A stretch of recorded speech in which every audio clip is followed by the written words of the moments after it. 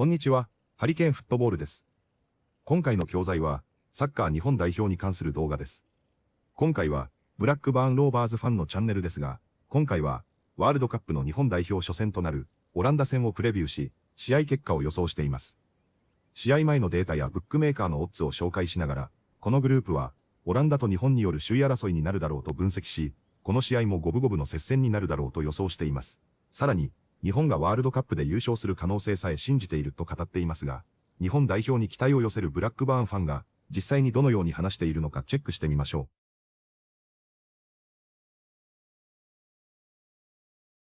う。One of the most exciting games in the opening round of matches over in the World Cup will be this one, that's right. It's the Dutch up against the Japanese in Group F. Who gets the 3 points? Who gets nothing? We'll get into it, all of it, next.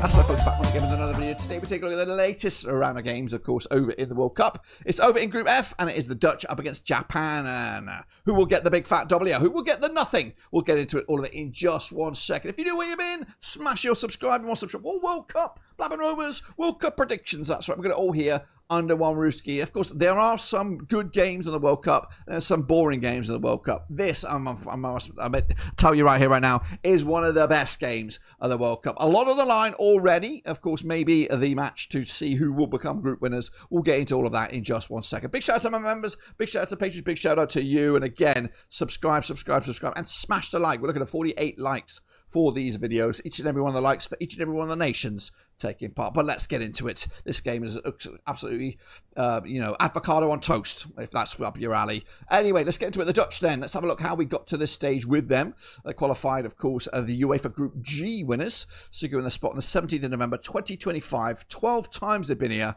and the last being 2022. They're on a streak of just two, which is an outcry, really, for the Dutch. They should have at least one World Cup on their history books. Could this be the year? Well, it depends on who you ask. Two successive streak. They were runners up 3 times back in 74, 78, and most recently back in 2010. They're managed by Ronald Koeman. Of course, a great player in his own day, decent manager in his current day. Captained by VVD, of course, the VIP being Cody Gakpo. And they're ranked 7th in the world, according to FIFA. They are 20-1. They're around about, 8th favourites to lift the trophy. So you would imagine quarterfinals potentially for these guys. But anyway, they qualified via this pathway ahead of the likes of Poland, Finland, Malta and Lithuania. No defeats on the record. Just 4 goals conceded, 27 goals scored. As for now, they are in Group F alongside the Japanese, the Swedes and, of course, Tunisia. They kick it off up against Japan on the 14th of June. We're talking about it right here, right now. Then it is the all-European encounter between the Dutch and the Swedes on the 20th of June. And then the wrap it up against Tunisia on the 25th of June. I have indicated that game to be the most important because the other two, I honestly don't know which way I'm going on this one. It could be a way, they could come into it without a win so far. So it will come down to the wire. And I also think that this game could be the difference between first and second. It could be a draw here between the Japanese and then a win over the Swedes. And then it's a shootout between Japan and Tunisia Japan and the Dutch for goal difference. So I think this game is going to have a lot of value on it when push comes to shove at the back end of this qualification phase. Meanwhile, let's take a look at the personnel. We've got the likes of Flecken between the sticks, Ruben Roofs and Verbruggen all compete for the number 1 jersey. At the back, the likes of Ake, we got VVD in there, Mickey van der Veen. It's quite a nice looking back line, a strong back line when you look at it. Into midfield, the likes of Frankie de Jong's in here, Reiniers, Cooper Miners, Gravenberch made the squad as well. Quinton Timber also in it with his brother Jurien. And up top, likes of Depay, he made the squad. Woodworkhorst, I don't know why he gets in there. Kluivert, Gakpo, and it's a lot of good players here.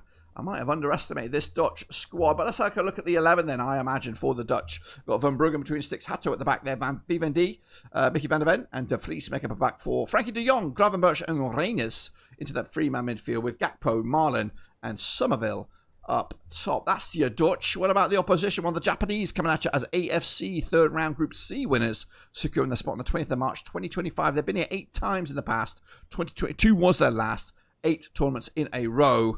And they made the round of 16 in the last couple here in 2002, 2010, 2018, and 2022. They're managed by Horami Mariashu, with the captain being Wantaro Endo, the VIP being Matoma, who is not here. Breaking news, he's not bloody here, so we can cross that bad boy off. he is out, I believe. So that sucks. Anyway, they are ranked 80th of the world rankings. They are, of course, up there, though. 50-1 favourites. They're around about 12 favourites for the title. So, you know, in and around about that quarterfinal stage. Kicking off forward, this is how they qualify. 23 points for them in their qualification phase. Up in their group. Ousted the likes of Australia and Saudi Arabia, who also qualified in their own regards. But Japan really were a class above, scoring 30 goals, conceding just the 3 in a quite heavy qualification round. Take a look then at the key personnel then for this squad. In fact, we're gonna jump the gun here. Quick look at the matches then in this Group F, which does include the Dutch, the Swedes, and Tunisia. Japan against the Dutch here and now on the 14th of June. Then it's Japan taking on Tunisia, and then of course Japan taking on Sweden. That's their run-in. I've got the Tunisia game just like the other one, being the key indicator for each of the other nations. I think they've got to beat Tunisia. They have to beat Tunisia to get the 3 points, to guarantee themselves a spot. I'm not saying, you know, you can lose the Dutch game, lose the Sweden. You've got to beat the Tunisians. And that's, of course, how I see this panning out in this one. Let's take a look at the key personnel, see if I've got that graphic reflected. I think I do here. So this is your squad. So no Matoma in here. So maybe I would probably, if I can, I would indicate who would be the key personnel here. I do like Maeda. I think he's good. I think Kubo is also pretty solid in midfield. Two different type of players. I'm gonna go with this guy being the star man here for me. So, but anyway, that's just what I think. But regardless of that, they got like a Suzuki between the sticks, Nagamatoma at the back.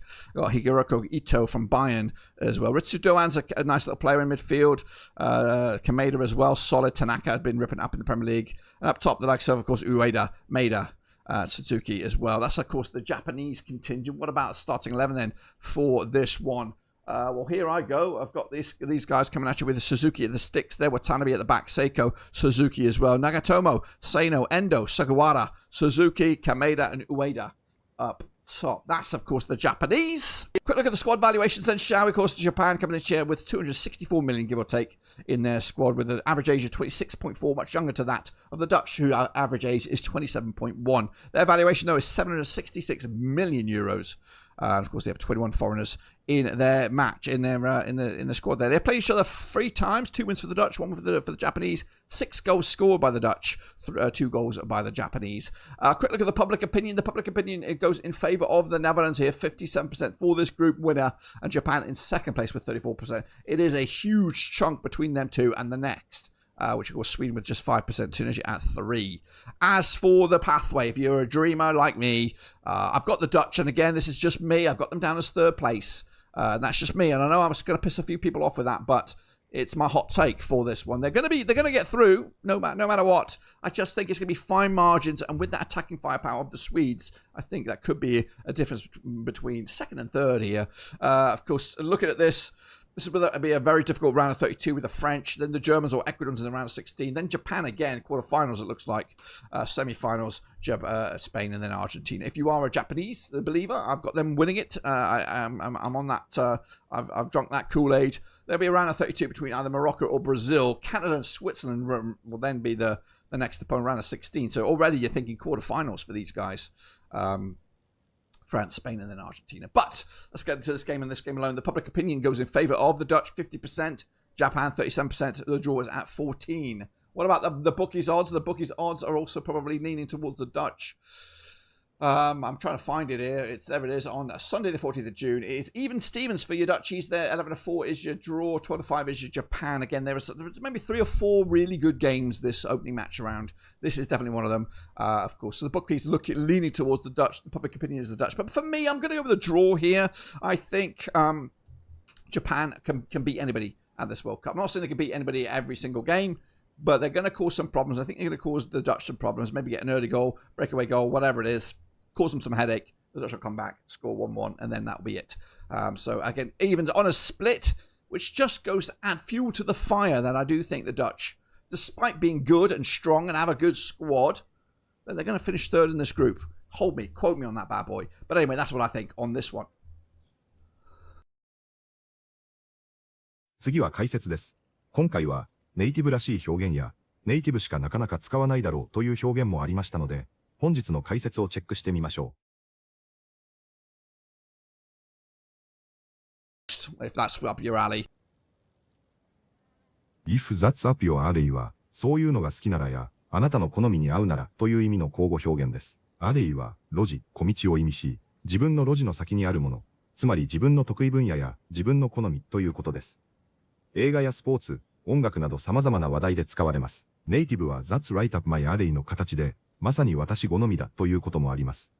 トイックではあまり見かけませんが、YouTube やポッドキャストでは頻繁に登場します。覚えておくとネイティブらしい表現の幅が広がります。If that's up your alley. If that's up your alley. So it will come down to the wire.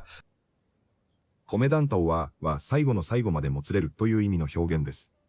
スポーツでは、試合や優勝争い、グループ突破争いが最後までわからない時によく使われます。ワイヤーは昔の競馬でゴールラインに張られていたワイヤーに由来すると言われています。つまり、ゴール直前まで勝負が決まらないというイメージです。日常会話では、締め切り直前まで決まらない仕事や選挙結果にも使えます。ネイティブらしいスポーツ英語として覚えておきたい表現です。So it will come down to the wire. So it will come down to the wire. Of course, Japan coming in share with 264 million, give or take. Give or take は、およそや多少前後してという意味の表現です。数字や時間、金額が完全に正確ではない時に使われます。例えば30 minutes, give or take といえば、30分くらい多少前後するけどという意味です。give は足す、take は引くというイメージなので、少し増減する感覚です。日常会話でもビジネスでもよく使われる便利な表現です。Of course, Japan coming in share with 264 million, give or take. Of course, Japan coming in share with 264 million, give or take. It's my hot take for this one. ホットテイクは、大胆な意見や賛否が分かれそうな持論という意味の表現です。SNS や YouTube、スポーツ番組でよく使われます。普通の予想ではなく、少し攻めた意見や物議を醸しそうなコメントに使います。テイクはここでは、意見や見解という意味です。これは一般的な予想とは違う、かなり大胆な見方というニュアンスです。トイックではほとんど出ませんが、現代の英語メディアでは非常によく聞く表現です。It's my hot take for this one. It's my hot take for this one. I've drunk that Kool-Aid. I've drunk that Kool-Aid は、その考えをすっかり信じている、や、その説に完全に乗っているという意味の口語表現です。Kool-Aid はアメリカの粉末ジュースの名前ですが、この表現には少し重い歴史的背景があります。1978年のジョーンズタウン事件で、カルト集団の信者たちが毒物入りの粉末飲料を飲まされた、または飲むよう強制されたことが、この表現の由来とされています。そのため本来は危険な思想や人物を盲信するという意味合いを持ちます。現代のスポーツトークや SNS では、あるチームや選手、予想などを強く信じているという軽い冗談として使われることもあります。今回の動画では、話者が日本代表の躍進や優勝の可能性をかなり信じているという意味で使っています。この表現には歴史的に重い背景があるため、フォーマルな場面ではあまり使わない方が無難です。I've drunk that Kool-Aid. I've drunk that Kool-Aid. It's even Stevens for your Dutchies there. Even Stevens はゴフゴフや互角という意味の口語表現です。Even Stevens は意味を持たない因合わせの言葉です。スポーツでは両チームの実力が拮抗している時によく使われます。また友人同士で貸し借りがなくなった時に、これでおあいこだねという意味でも使われます。今回の動画ではブックメーカーのオッズを見ながら使われており、オランダのオッズがイーブン、つまり 1× と1増えて戻ってくる、つまりオッズが2倍であることを表しています。覚えておくとスポーツ英語の理解が深まります。It's even Stevens for your Dutchies there. It's even Stevens for your Dutchies there. いかがでしたか？オランダが優勢であることは間違いないものの、かなり互角の戦いになるのは、誰もが予想できることでしょう。ブラジルとモロッコ戦も、かなりモロッコ優位の試合となりましたが、同じような展開にできると、日本にとってかなり良い試合になるでしょうし、2戦目以降にも勢いがつくでしょう。明日以降は、その試合のリアクション動画やレビュー動画が多くなると思いますので、ぜひ興奮するような試合を見せてもらえたらと思います。本日もご視聴いただきありがとうございました。またすぐにお会いしましょう。